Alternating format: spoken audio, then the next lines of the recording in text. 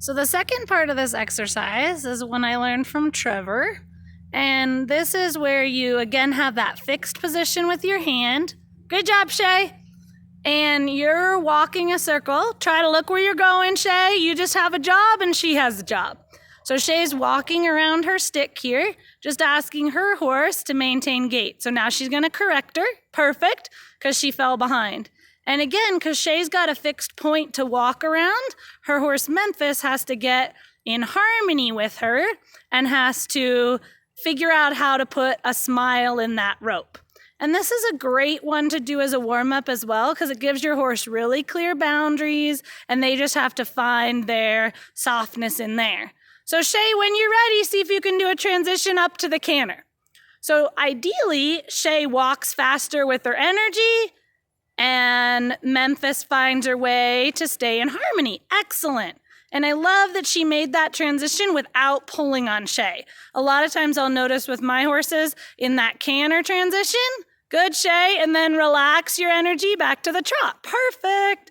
So this is a great way to start teaching our horses to understand that life up, life down. There, Shay came all the way to the walk, back to the trot.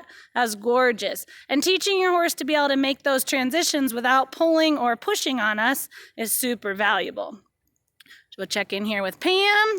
So she gets to play this too. There's Waylon. Good. And Waylon's a more extroverted horse and he's pretty forward. So I told Pam to start with, it's okay if you walk a little faster and just allow Waylon to move his feet.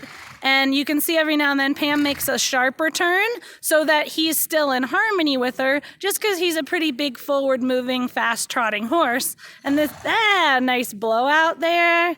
And then she can ask him to get in harmony with her once she gets him a little more relaxed. But again, love the smile and the rope. Nice downward transition to the walk off Pam's energy. That was really nice. You can see he's really checked in there. Awesome. Good. Let me go over here to Tracy and Arzy. So she's developing a little bit of athleticism here by having a smaller circle. And you see Arzy really has to drive with that hind end to stay around that circle and stay soft. And he has a different challenge from most horses in that sometimes he likes to push in on Tracy with his shoulder and kind of crowd her space. So sometimes you'll see she'll use that sideways lesson that we first started with to help him to move out and find that. But you can see how she's having to do very little with her stick. There, yeah, good.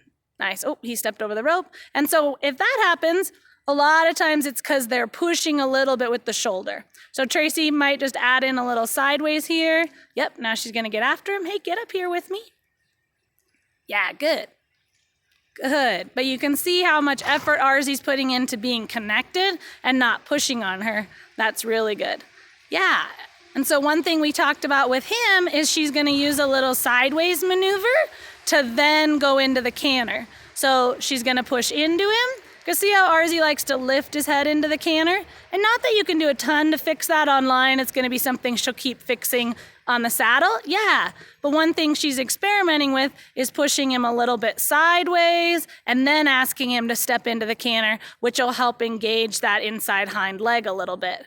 Yeah, that was a nicer trot transition. So there, see him go laterally and now forward. Yeah, better. Still a little up in the withers, but it's a fun little way to kind of improve those canter transitions. Awesome.